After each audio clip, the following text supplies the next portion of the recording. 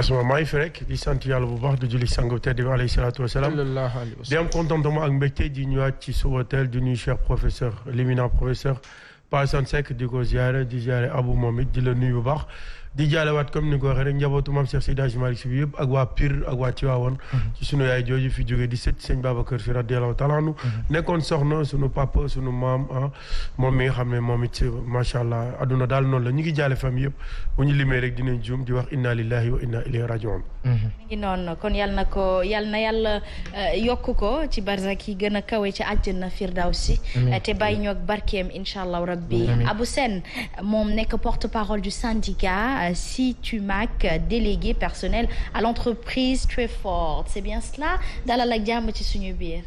asalaamaaleykum maa ngi lay nuyu di la gërëm di ko am contentement bu bëri ci teew tey fii ci plateau bi pour waxtaan ak Sénégal ak àdduna bi yëpp yi ñuy seetaan. macha allah dafa mel ni réew mi tantôt annoncé naa ko Papa Assane Seck foo bés dafay métti waaye dafa mel ni dootul sax réew mu waxambaane la boo xamante ni yaram mu màgget la yor lii doy na war gàcce ayca mi ngi noonu dañuy jëli suñu ab éphéméride professeur. gàcce la de. doy na waar. ñëw ñii daw ñu seen yaram du daw état bi si boppam laay wax parce que état mooy continuité te li problème yi boo dee duggee ci ab éphéméride da ngay gis ne nii barki démb barkaati démb ba tey jii nii ce sont les mêmes problèmes que nous rencontrons donc au delà de nguur gi gàcce la ci état wu Sénégal te état bi ñun ñëpp dañ ci bokk war nañ gën a góorgóorlu. ne kenn ku ci nekk ci suñu bopp ak ni ñuy doxalee mbir yi ngir mu dox yéwén daal xam naa ni ci la. yéwén. taxawal. yéwén bi ci la. yéwén bi ci la daal. xasma. répété li nga wax. yéwén daal ci mbir mi la de. yéwén. waaw li coow lee bare ëpp. loolu mooy blocage bi. xasma li ba nu dalee émission. wuy ma mu ngi ko après naa la tax ma sol rouge bi. ba nu dalee émission ba tey nag ba nu dalee toog fii la wax ba tey. waaw atu yàlla. wax na ngay door a wax nag. ngay doog wax. bilaay juste rek ubbi desserré étau bi rek waaye sa ci rek tëj rek affaire yi bloqué ñàpp attends si lii la yow. c'est le maître mot. Aïcha mi ngi il faut doon que mon ami là Thian là j'ai un ami qui réalisateur là Thian. il faut qu'il nous fasse une série sur Yeewoon. waaw. Aïcha mi ngi noonu ba tey rek 4 mai moom la ñuy descendi ci at yi passé dañ koy tàmbale ci 1999 Papa Assane Seck arrivé au Sénégal de Cheikhou Charifou mu nekkoon un prédicateur musulman tanzanien âgé de 5 ans ci boobule jamono présenté comme un miracle et qui avait émerveillé justement les fidèles sénégalais en dépit des mises en garde du journaliste Sidi Lamine Niass feu Sidi Lamine Niass moom mi daf leen artu woon waa doon leen junjuni gune googule du borom xam-xam te du miracle te du borom jamono. La suite avait été révélée que le garçonnet n'était rien d'autre qu'un imposteur. waaw sunu papa bi Sidi Lamine yal na yàlla. yokk ko leer yokk leeram taas ñu ci barkeem. il avait bien deviné parce que en fait ci contexte bi ñu tolloon la aussi moo tax réew information moo koy doxal. jamono bi du woon jamono 2.0 du woon jamono internet jamono la boo xam ni c'était quoi la RTS tout le monde était mobilisé voilà ñëpp ne ca ne daal xale bi daal mbiru yàlla la dañ ko sol nangam. borom jamono. après nag à la limite sax à un moment donné on a été un peu naïf parce que ñun ñi ñu am suñu érudits yi. ay nit yu yéeme la ñu. mais ñun dañu moment boobu moo tax peuple léeg-léeg nga gis ñu jël peuple. dugal ko ci benn kàmb xoolal tëj ko fa peuple ba ne fa du xam lu xew di dundee loolu. ñun aussi dañuy demee émotion xasma. dañuy demee passion. li ñu yëm dafa yomb. dafa yomb donc après ça nous perd mais Cheikhou Charifou ça a été benn expérience ñun ñëpp dund nañ ko bu xaw a yéeme. Sénégal nag aussi dañu am nu ñuy dundee diine bi aussi doy nañu waar lool nañ ñu baal ci ñi ko sañ a wax mais dañoo gëm borom bi nag. bu ñu ko gisee ak lu ñu mënti mel. heure bu ñu gisee lu ni mel lu takk ci diine bi dañuy kontaan. après nag nañ koy apprécier foofu la coow li ne Cheikhou Charifou moom accident de parcours. waaye nag xam nga ni luñu suñu yaqin am doole. ba suñu passion di léeg-léeg gëlëm. du tax mukk ba ku ñuy nax di yàgg fii moo tax nag li feeñ na. xam nga dama bëggoon comprendre que période boobu dafa amoon xeex. dafa tàmbali woon diggante Occident ak islam donc munoo premier fake news vrai fake news mooy affaire Cheikh Sarif. c'est vrai. vrai fake news mais propagande la mun na nekk loo xam ne peut-être am na ñoo xam ne seen dañuy bëggoon def lu baax mais li ma ci gis mooy am na ñoo xam ne dañuy doon encourager yu mel noonu pour neewal doole diine islam. parce que bu ñu fàtt ne période boobu la débat bi amoon.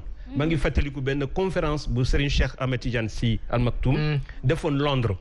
bu mu doon wax occidentaux yi ak Orient ak waa jullit yi. nañu waxtaan bañ a nekk ci xeex bi. xam nga Occident bu dégul woon Serigne Cheikh Al Maktoum li amoon 2001 ci attentat du New York. du am.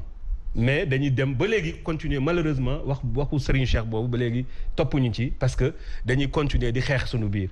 diggante jullit yi ak ñeneen ñi ak surtout Occident parce que ñoom dañuy yaakaar ne jullit yi seen i noonu lañu alors que c'est pas vrai. mi ngi noonu nag diine l'islam yàgg naa ne ca xare waaye jamono ji nag xare ba ci jukko yi la nañ fexe rek ba nekk ambassadeur bi war ci diine l'islam bu ko defee rek kenn du ñu noot kenn du ñu nax te kenn du ñu néew di doole wala di yàq suñu der du dëgg 4 mai moom la ñuy desandi bi pas 2017 en vue des élections législatives du 30 juillet 2017 l'opposition forme une coalition dénommée Manko Taxawu Sénégal Papa Sane 2017 coalition boobu noonu. non xam nga ñu ngi wax fichier électoral fi mu toll nii.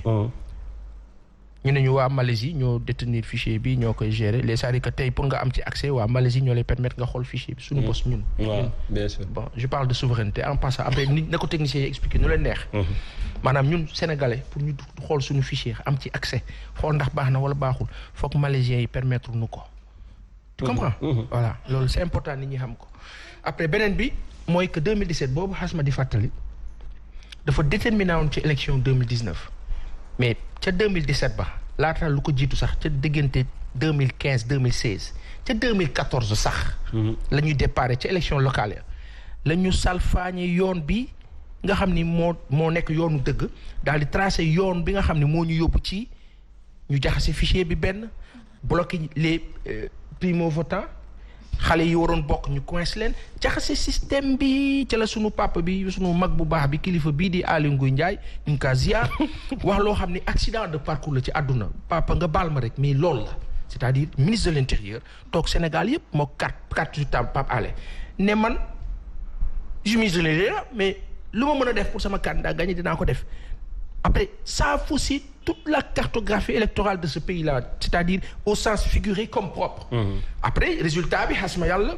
2000 élection 2016 déjà problème la référendum ba problème bu mag la woon ba ca des yaa ngi fàttaliku Parcelles Assainies ak Dakar. coupé général ba. guddi googu courant bi coupé yi. ñu def la ñuy def xëy suba ne gagné nañ muy référendum muy législatif ba 2019 le spectre était là spectre boobu nag xasma yàlla. le Sénégalais yi wax ne. ka fi toog wax ne lii dootu fi amati. waaw Sénégalais ne la loolu fi amoon noonu. spectre boobu ba ñu salfaañe suñu yoonu dëkk. jaxase suñu mbir loolu la Sénégalais yi wax ne dootu fi amati. incha allahu rabbi waaw. Aïcha en tout cas mi ngi noonu incha allahu rabbi professeur abus de pouvoir xëy na noonu lañ ko mën a woowee ndaxte bu nekkee si nguur gi paral sa kii abus de pouvoir la xanaa. non c'est-à-dire loolu amul ci àdduna bi. Aïcha bu la neexee nga tuddee ko abus de pouvoir mais amul ci àdduna bi. Aïcha 2019 moom la ñuy tàbbi dikk ci décès wu Oslo en Norvège à l'âge de 56 ans de Solo Sissoko musicien casamançais et virtuose mu nekkoon de la Kora natif de Ziguinchor il était installé en Europe ñu di ñaan yàlla rek yàlla yeesalaat yërmandeem ci moom rek te xare ko àjjana dëgg la mi ngi noonu 2019 ci la ñuy descendi ba tey l'Assemblée nationale adopte un projet de révision justement de la Constitution avec 124 voix pour 7 contre et 7 abstentions députés du Parti démocratique sénégalais le poste de Premier ministre est supprimé. mooy contexte ba ñu tolloon rek prof loolu dama la ko bàyyeel sax. waaw foofu laa bëggoon professeur ma bàyyil la ko rek parce que boobu moom dama ci bañ a wax lu ëpp lu ñu may ŋàbb. waaw dëgg la te talu moo yóbbu añ. non mais c'est-à-dire que peut-être benn analyse bu gàtt laa ci def. c'est-à-dire que président Macky Sall dama koy wax nag sur la base d'une analyse froide. du poste premier ministre moo ko intéressé woon. merci li ko intéressé dëggantaan mooy fexe ba ñu président de la République Sénégal mënutul lu ñu wax ci encore mënutul kii assemblée nationale mënutul tas assemblée nationale. exactly loolu la ci jublu parce que man ñi koy xool bu baax ñi xool stratégie président de la République xam nañu ne loolu moo nekkoon objectif am te def na ko te am na lu muy waaj 2024. li nekk waaw bon? Absolument. C'est-à-dire que lu muy waaj 2024 mooy expliquer ni mu supprimer le fait que président de la République mënutul tas assemblée nationale mais du problème poste premier ministre. waaw mais nag dafa bëggoon tuur lëndëm askan bi rek. ah bon waaw ba léegi nag mu ngi ci jeu bi te loolu baaxul ci réew mi daal. mais coach Moussa sénégalais yi muus nañ de gis nga li ñuy décrypter nii yëpp. décryptage. mais junj doy na borom xel ah. voilà waaw. junj doy na borom xel. te ku ndóbit rey sa maam boo séenee du ñuun da ngay taxaw. alors parce que fii ay dof nekkuñ fi ak quand même aussi y a des experts y a des intellectuels am na ay borom xam-xam yu fi nekk yoo xam ne lépp lu ñuy jégaan di ko wuti feneen mënoon nañ ko def fii te ñi fi nekk mënoon nañ gérer seen fichier bopp mënoon nañ gérer seen problème bopp ba nga xam ne ñeneen du ci dugg parce que fi monde bi toll moi je me pose la question kañ la ñuy génn ci lii vraiment kañ la ñuy génn ci li ñuy dund nii à quand kañ lay doon ñu liggéey ñu ngi fi di foo rek di def ay stratégie ay moom la sunu kilifa bi sunu maam bi ndeysaan naan jikko bu rafet. moo gën pexe. waaw dëgg la moom dëgg la. moom nag lii nag moo ko ndar keppe te fii lañ koy tëjee di jaajëfal bu baax a baax pour les contributions le plateau est trop masculin aujourd'hui il faut un peu de féminité quand même. c'est pour te rendre hommage. non mais c'est bon comme ça. ah c'est bon comme ça. oh là là. ah franchement mi ngi noonu Aïcha kon nag niñ jox réew mi jigéen mu doxal ko góor ñi teg ci wetam di. mën nañ ko de. mën nañ ko de jigéen ñi mën nañ ko de lu mu